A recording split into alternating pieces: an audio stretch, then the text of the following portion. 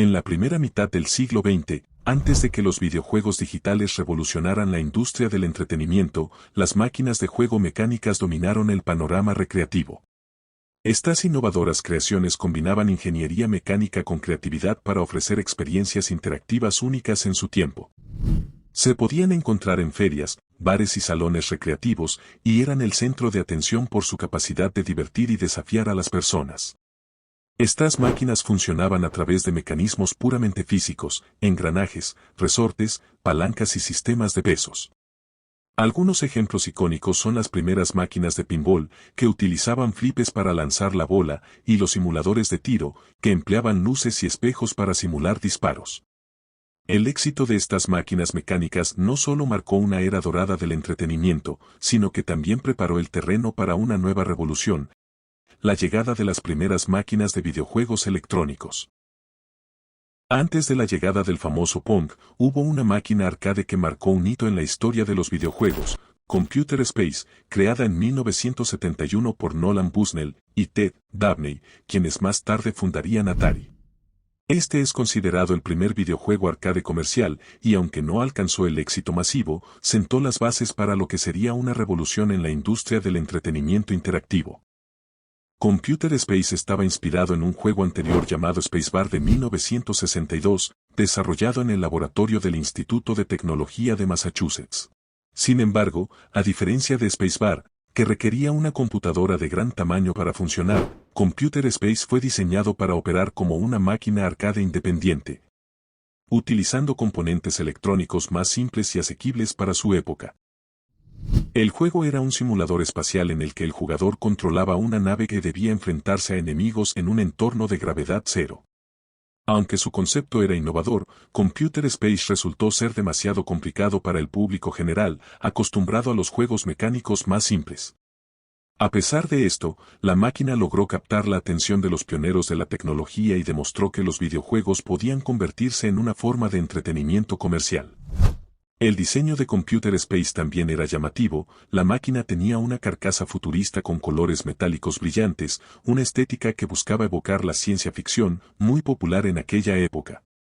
Aunque no fue un gran éxito en ventas, su importancia radica en abrir el camino para el desarrollo de videojuegos arcade más accesibles y atractivos. Este experimento inicial inspiró a Nolan Bushnell y Ted Dabney a continuar explorando el potencial de los videojuegos. Poco después, en 1972, fundaron Atari y lanzaron Pong, un juego mucho más sencillo y adictivo que revolucionaría la industria y popularizaría los videojuegos en salones recreativos, bares y otros espacios públicos.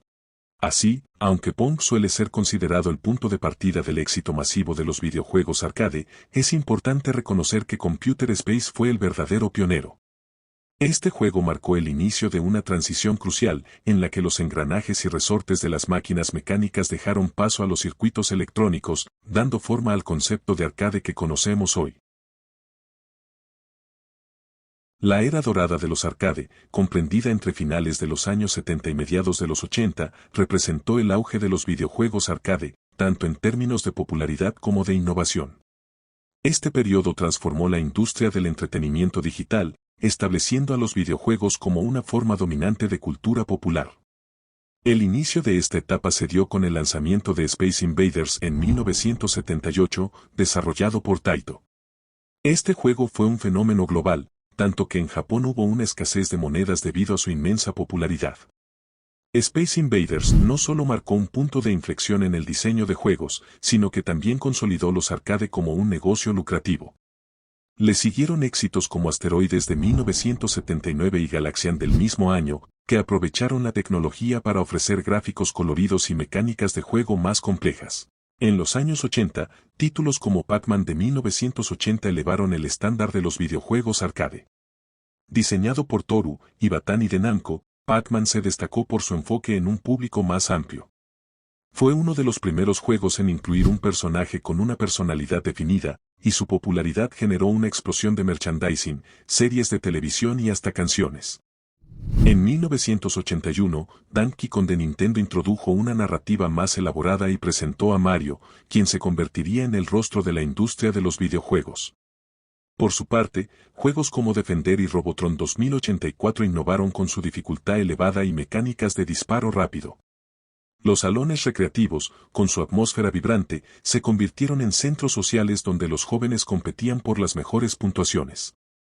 Estos espacios estaban llenos de luces de neón, música electrónica y sonidos icónicos de las máquinas, creando un ambiente inolvidable. A medida que avanzaban los años, los arcade introdujeron nuevos géneros, como los juegos de lucha, carreras y plataformas. Para 1982, los arcade alcanzaron su pico con ganancias anuales estimadas en más de $8.000 millones solo en los Estados Unidos, superando incluso la taquilla de Hollywood. Era una época en la que los videojuegos eran una forma de entretenimiento masivo e innovador. La decaída de los arcade comenzó a finales de los años 80 debido a varios factores.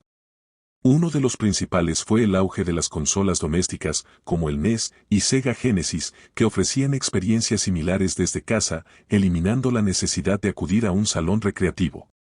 Además, los costos de desarrollo y producción de las máquinas arcade aumentaron, lo que encareció su mantenimiento y redujo su rentabilidad. Culturalmente, los arcade perdieron su atractivo único a medida que los videojuegos se volvieron más accesibles en el hogar y las computadoras personales.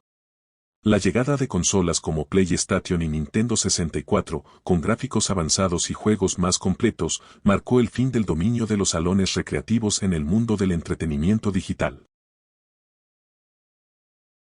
Las máquinas arcade vivieron una revitalización a partir de la década de 2000, gracias a la incorporación de tecnologías digitales y la nostalgia que despertaron en las generaciones que crecieron con ellas. Al fusionar elementos clásicos con avances como pantallas LCD, controladores mejorados y la conectividad en línea, los arcades lograron captar una nueva audiencia mientras mantenían su atractivo retro. Además, la popularidad de los videojuegos independientes y las consolas dedicadas a la emulación de juegos antiguos contribuyó a su resurgimiento. Esta combinación de lo antiguo y lo nuevo permitió que las máquinas arcade siguieran siendo una parte integral de la cultura del gaming. Así, las máquinas arcade no solo se modernizaron, sino que también encontraron un lugar en el panorama actual de los videojuegos, fusionando pasado y futuro. Chao.